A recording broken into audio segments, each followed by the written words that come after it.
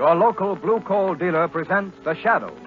These half-hour dramatizations are designed to forcibly demonstrate to old and young alike that crime does not pay.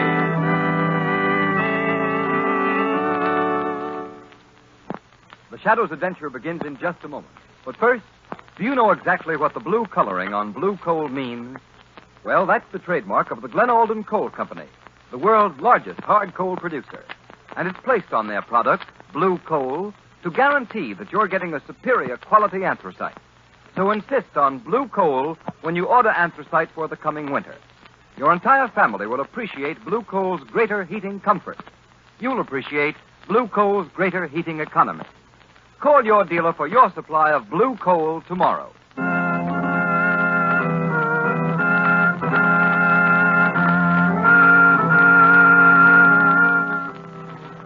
The Shadow, mysterious character who aids those in distress and helps the forces of law and order, is in reality Lamont Cranston, wealthy young man about town.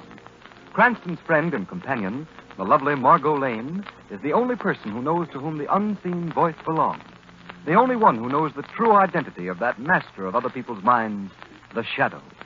Today's story, Shyster, Payoff.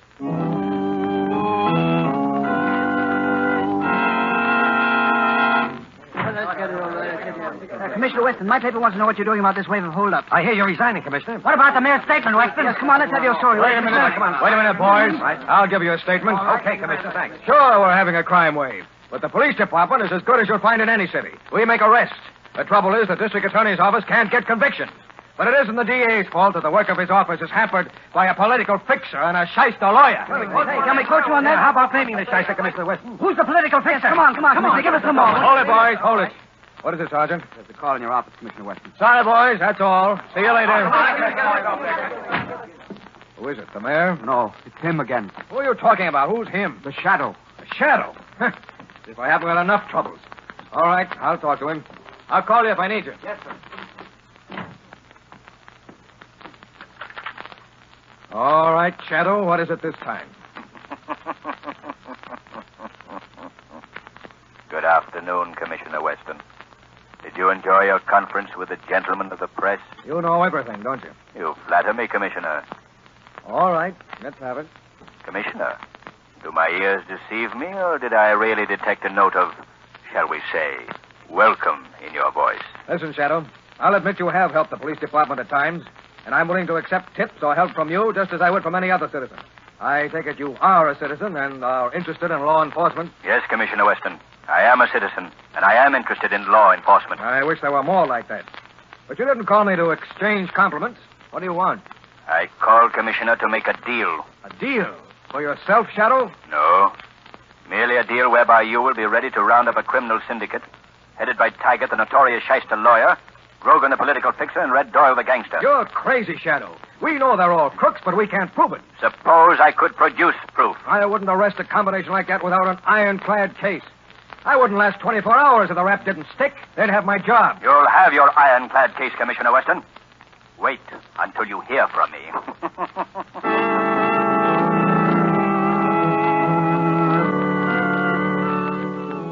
Your Honor, may it please the court.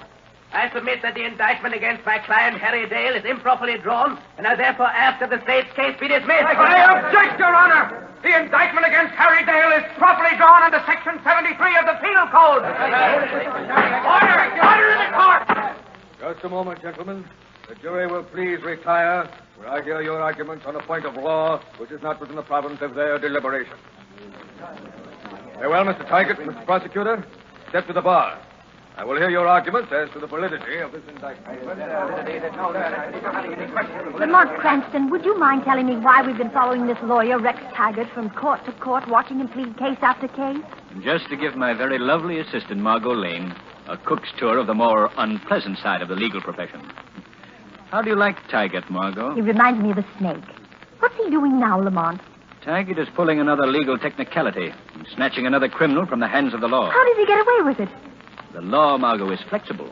But its flexibility can be used by Shyster lawyers like Taggart to provide loopholes. Order! Silence in the court! Watch what happens now. Order! Silence in the court. Mr. Prosecutor, I regret I must agree with the arguments of counsel for the defense, Mr. Tiger. I protest, Your Honor. I protest. Due to the testimony given by the defense, and because of this technical error in the indictment, I must dismiss the case against Harry Dale and discharge the jury.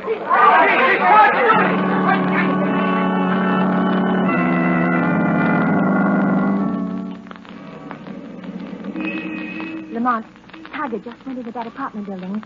How much longer are we going to follow him around in the car? I've got to follow Taggart, watch every move he makes, Margot.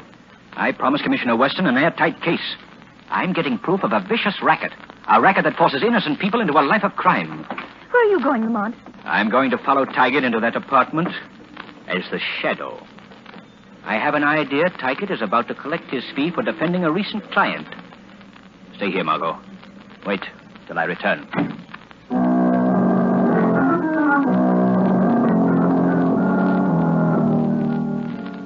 Taggart, why have you come to my apartment? My brother's not here. My brother's not here, I tell you. I've given you every cent I have, every cent I could raise for defending him. For saving your brother from the electric chair, Ruth Dale. But my brother was innocent. Yes, but the evidence was all against him. Your brother is alive, free, only because of my knowledge of the law and your perjured testimony. Why, you made me testify falsely. You told me it was the only way to save my brother. Yes, I did. Do you want him tried again on the evidence? I can arrange it. And I can have you arrested for perjury, sent to prison. Oh, no, please, let me alone. Your brother needs money. You need money. I can show you both how to make a lot of it. Quite easily. We won't do anything criminal. My plans are quite simple. You look like a girl accustomed to buying expensive jewels. You have only to go into jewelry shops and ask to see certain gems. When they are shown to you, it won't be your fault if your brother and others happen in and take them away. And suppose we refuse? You will go to prison for perjury, and the electric chair will be waiting for your brother.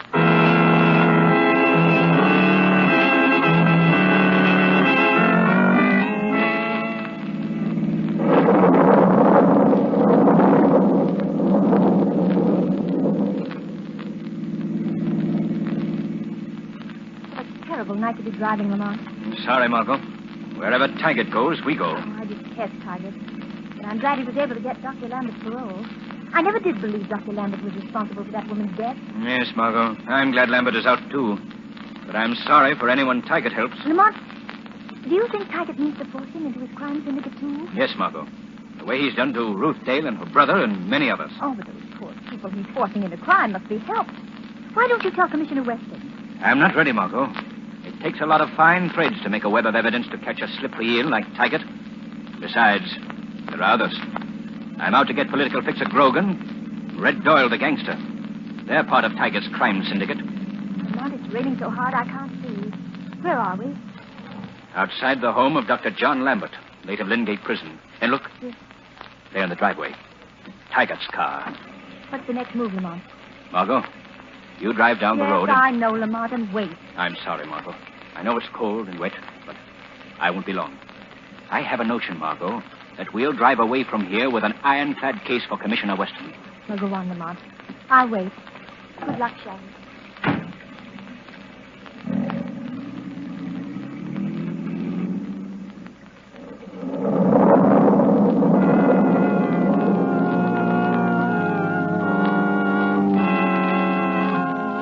Oh, why did you get me out, Tiger? What good am I to myself or to anybody? A doctor convicted of murder without a right to practice. Where can I go? The parole board said I can't leave the state. What can I do? The board says I'll be sent back to prison if I don't get a job. Why didn't you let me serve out my sentence? Why didn't you leave me alone? Easy. Take it easy. Because I can use you, Dr. Lambert.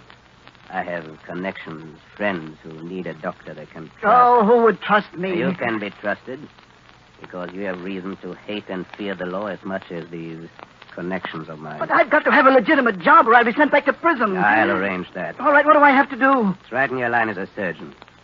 You'll be ready, day or night, to treat gunshot wounds, remove bullets, perhaps graft skin, and change faces which have unfortunately found their way into the rogues gallery of the police. What's in it for me? Money. Money you'll need for that fresh start when your year's probation is over. You'd let me go when my probation's up a year from now? Sure. That's fair enough, isn't it? Just for 1 year. 12 months. then money and a chance to get away, far away. All right, Taggart, I'll do it. When do I start? I'm afraid, Doctor, you'll have to wait until one of my connections gets hit. Meanwhile, here's 200 as a retainer. Tell the probation board you're working for me as an investigator, but keep away from my law office. Just stay here and wait till you hear from me. All right, I understand. Maybe a week even before you get a call. But when it comes, go where you are told. And keep your mouth shut, or you'll go back to the big house for another stretch. That's all, Dr. Lambert. A Shyster lawyer. A Shyster doctor. You're in good company, John Lambert. Good company. Oh, I've got to stop talking to myself. I'm not in solitary. I'm free. I'm not in prison anymore. What was that? That voice. No, you're still in prison. You're not free, John Lambert. You'll never be free. They'll never let you go. A voice. It laughed. It spoke to me. It answered me. Oh, am I losing my mind? No, Lambert. You're quite sane. But unless you listen to me, you're entering another kind of bondage. But what is this voice? It can't happen. It can't. There is more than a voice in this room. I am quite real. Quite close to you. As close as Rex Taggart was a few moments ago. Hypnosis. Yes, hypnosis. I'm here in this room, but I've clouded your mind so that you cannot see me. But who are you? What do you want? John Lambert, haven't you ever heard a certain name whispered through the dark cells of Lingate Prison? A name associated with the unseen? A name criminals hate and fear? The Shadow. You are the Shadow? Yes, but you have no reason to fear me. I believe you're an innocent man, unjustly convicted. Yeah, the newspaper said I was innocent, too. But I went to prison just the same for 7 long years. Now, Taggart has offered me money, then freedom after a year. What can you offer, Shadow? A chance to be true to your profession, to yourself. I have no profession. They took that away from me, and they took my self-respect, too. I'm not Dr. John Lambert, the surgeon. I'm ex-con number 2847, convicted murderer, out on parole because of a Shyster, dirty Shyster lawyer. There is no more Dr. John Lambert. You're wrong. That was John Lambert speaking just now, crying out against this bargain you've made with Taggart, a swine who never kept a bargain in his life. Oh, yes. You're right, Shadow. I can't go through with it. And yet if I don't, Taggart will send me back. You know, he can. He has influence. I, too, have influence and power, Dr. Lambert. Dr. Lambert. It's been 7 years, and anybody call me doctor? Without a sneer or a laugh. What would you give to regain your professional honor? To escape Taggart's bondage? Oh, don't, Shadow, please. The law can make amends. The law? It needs your help. Why should I help the law? It destroyed me. You can help put an end to criminal slavery such as Taggart offers you and countless others. You can help wipe out a vicious racket that enslaves poor unfortunates more than the prison from which they were released. Prison. Bondage. Yes, that's it. It's bondage. Not freedom, not hope. You'll never be free. You'll never have hope. Unless... Unless what, Shadow? Unless you help me put Taggart and his kind behind bars. All right, Shadow. I will. I'll do it. I'll do anything you say, because I know I can trust you. Even the men you sent to Lingate, the men who hate and fear you, swear you never break your word. I'll keep my word, Dr. Lambert. Tell me what you want me to do. Do nothing until Taggart's associates call you. Then go where they tell you. But before you go, I want you to phone a certain number. What number, Shadow? It's written on the old prescription pad on your desk. On the old prescription pad? Yes, Dr. Lambert. On the prescription pad. See it there? Old. 7 years yellowed with age.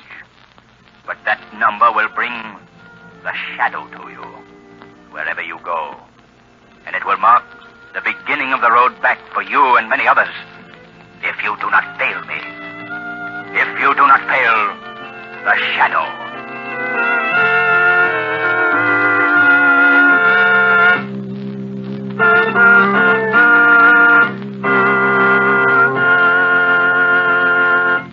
In just a moment, we continue with the Shadow's gripping adventure. But first, a warning to all homeowners. Despite the present warm spell, advance reports from meteorologists predict the severest winter in 11 years. So there's no time like right now to order your supply of anthracite. It's the fuel furnaces in this section were especially designed to burn. And it's the fuel which will give you more even, dependable, and healthful heat at less cost. But when you order your supply, don't be content with just any anthracite. Insist on blue coal. And be sure of getting America's finest anthracite. Blue coal is the only trademarked hard coal. It's a guaranteed product of the Glen Alden Coal Company, the world's largest anthracite producer. Each carload as it comes from their mines is carefully tested by inspectors. Only the coal which meets Glen Alden's highest standards of quality is accepted for shipment and trademarked a harmless blue for easy identification. You'll welcome blue coal's greater economy. It burns better, banks better, gives you longer firing periods. So call and order your supply of blue coal tomorrow. Your dealer's name is listed in the Where to Buy It section of your classified telephone directory under the words Blue Coal. And be sure to ask your dealer about the Blue Coal heat regulator. It's a thermostat which controls your furnace dampers automatically and saves you all the time and trouble of constant furnace attention. It costs only $18.95 plus a nominal installation charge.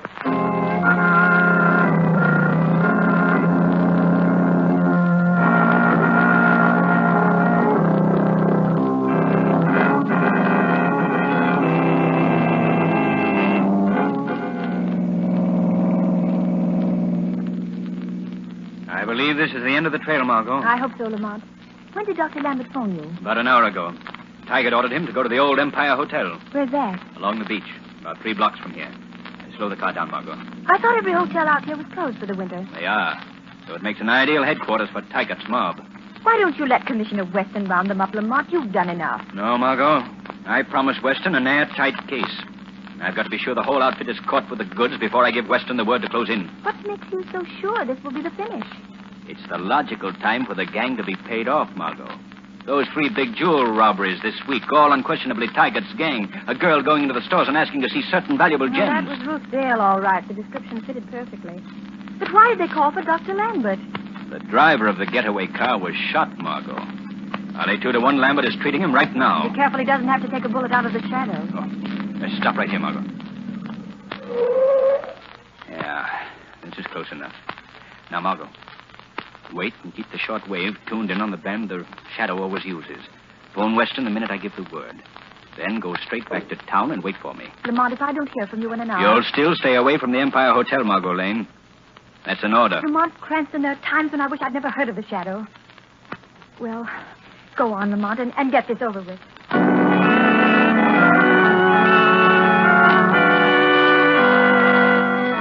Give me a drink. Give me my cut, Doyle. Doyle, you gotta get me out of here. Shut, Doyle.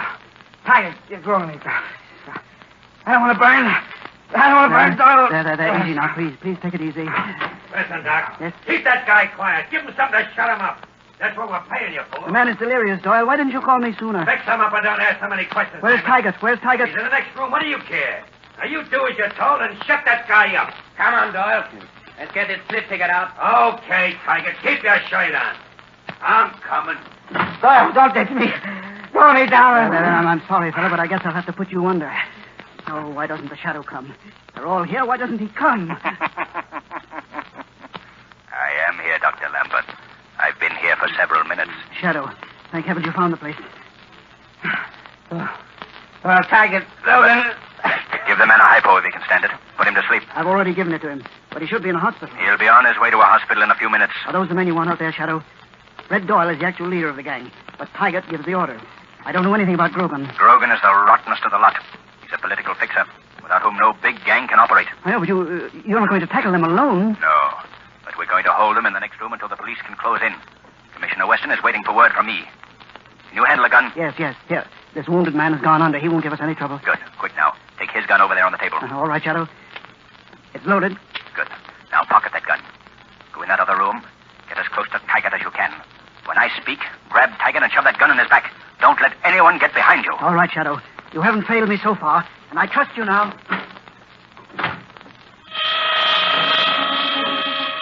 Calling Margot Lane. Calling Margot Lane. Phone Weston at the 17th Precinct Station. He is there, ready and waiting. Tell him to surround and raid the Empire Hotel. Break into basement. Let no one escape. Let no one escape. That is all.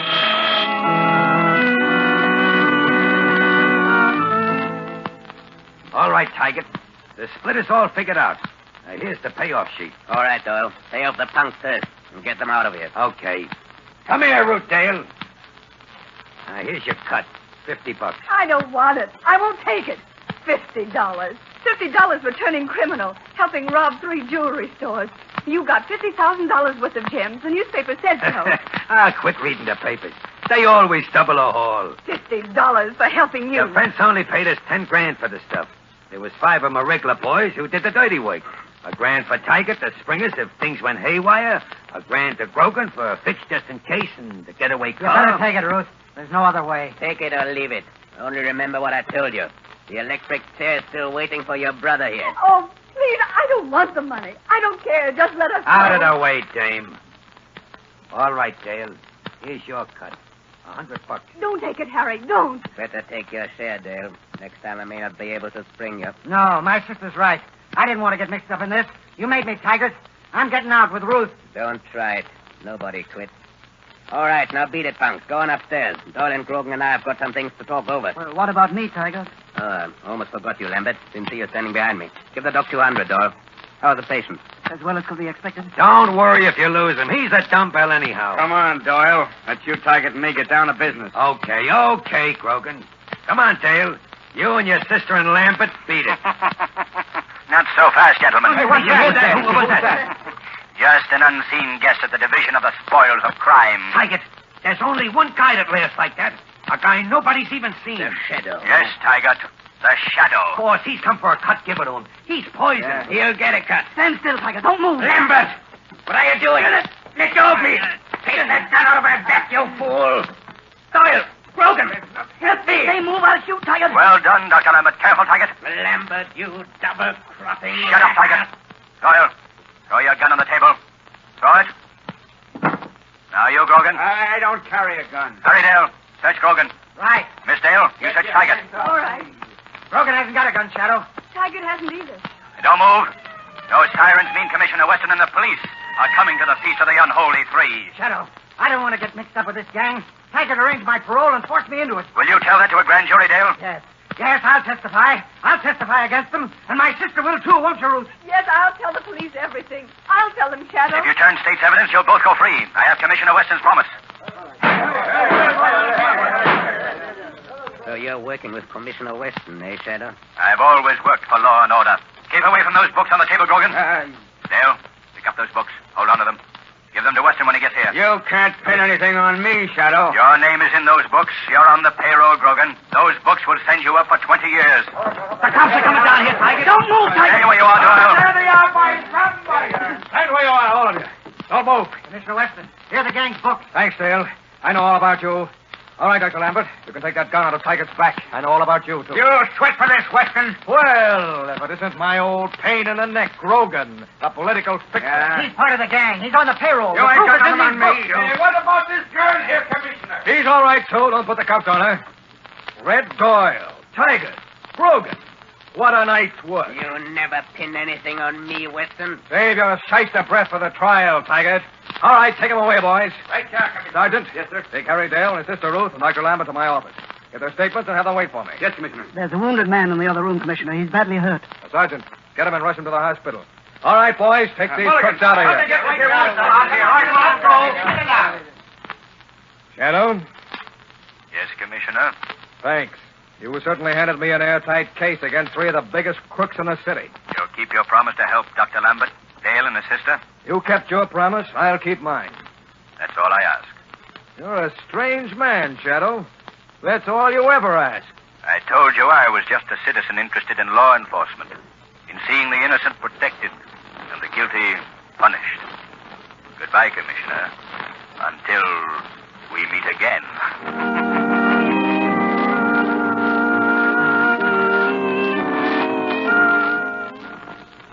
In just a moment, we have a surprise for you. A preview of next week's exciting Shadow adventure. But first, here's John Barclay, Blue Coal's heating expert, with some more helpful information to all householders. Mr. Barclay. Thank you, Ken Roberts, and good evening, friends. Many people write in to tell me that they don't get the best heating results from the amount of coal they put on the fire.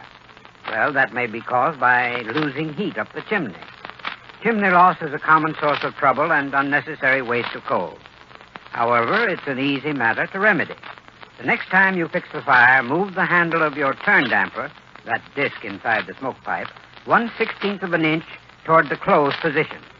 If the fire continues to burn freely, turn it another 1/16 of an inch. Repeat this operation until you've moved the turn damper as near as possible to the closed position.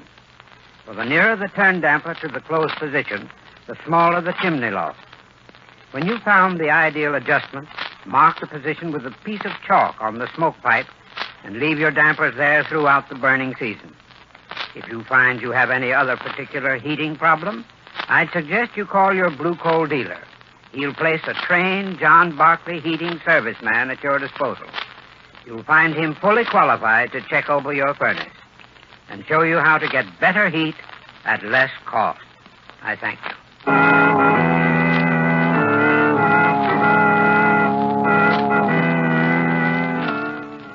Now, a preview of next week's shadow story, Black Rock.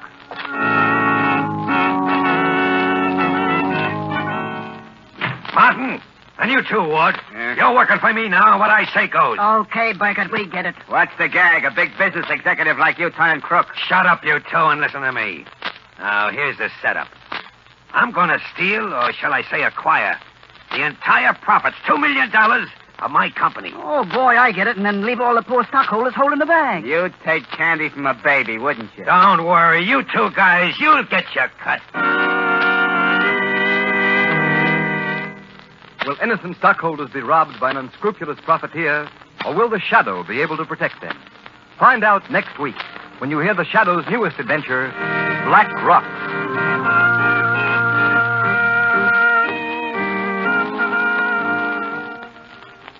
This program has been a dramatized version of one of the many copyrighted stories which appear in the Shadow magazine, now on sale at your local newsstand. All the characters and all the places named are fictitious. Any similarity to persons living or dead is purely coincidental.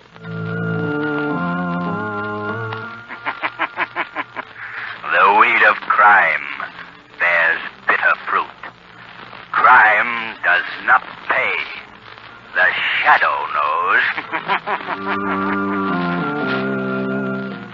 Next week, same time, same station, Blue Coal, America's finest anthracite, will again present The Shadow. Be sure to listen and be sure to burn Blue Coal, the solid fuel for solid comfort.